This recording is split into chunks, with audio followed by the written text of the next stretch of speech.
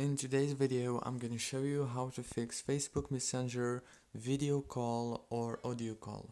First thing, go to the settings, go to the apps, and now on this page you will find the apps that you have on your phone. Wait a few seconds and then scroll down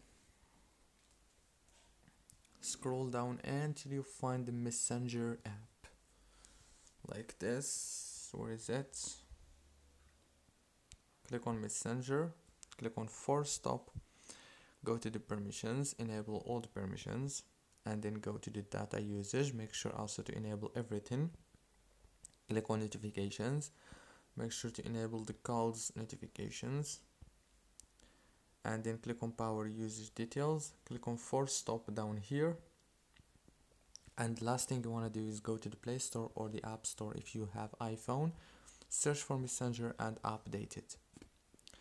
That's it guys, don't forget to like and subscribe.